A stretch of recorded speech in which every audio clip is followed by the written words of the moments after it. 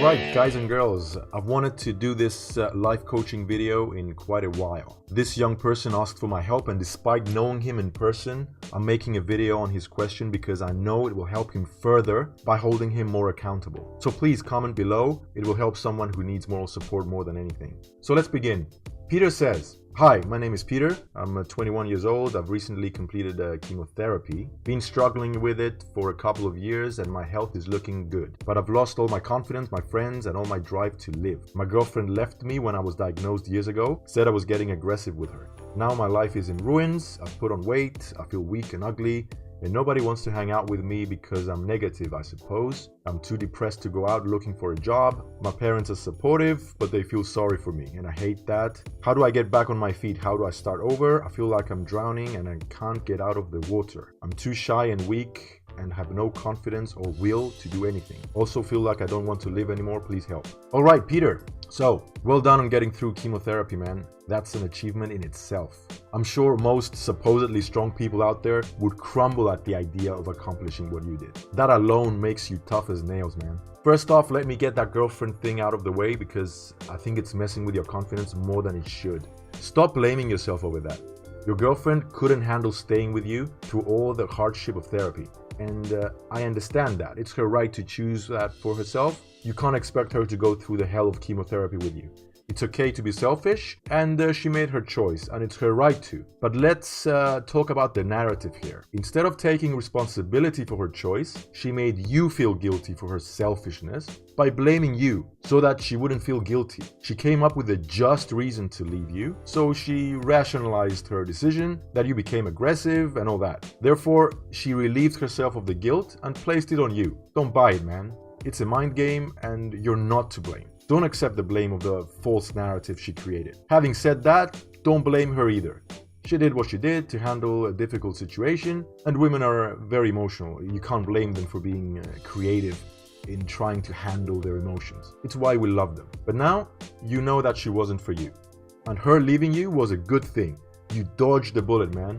She failed the test, and you filtered her out. Now, how to get back on your feet? I think that all you need to do to get out of the gutter is to stop taking yourself and your situation too seriously. It's the first step from where others will follow. If you can actually joke about your tragedy, it means you're stronger than it.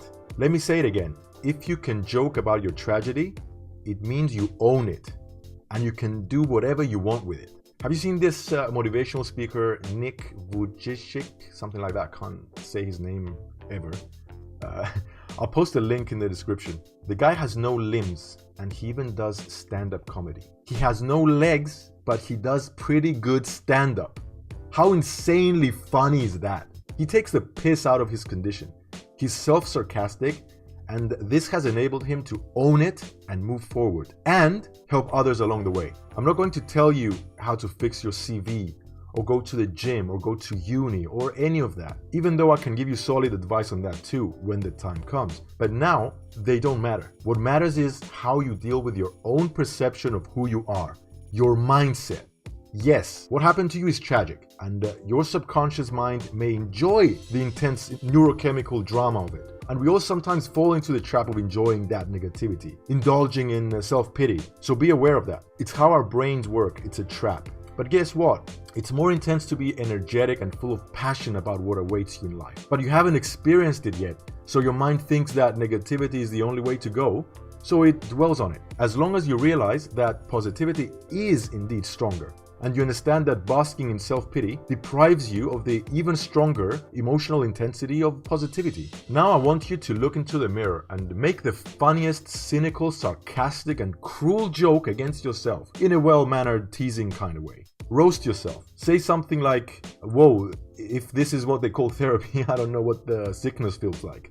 Laugh at yourself and your misfortune. Stop taking yourself, or anything else for that matter, too seriously.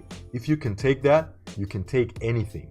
It will require some time, but believe me, you'll be contacting me soon with all kinds of ideas you yourself found on how to improve your life, only after you're able to laugh at tragedy.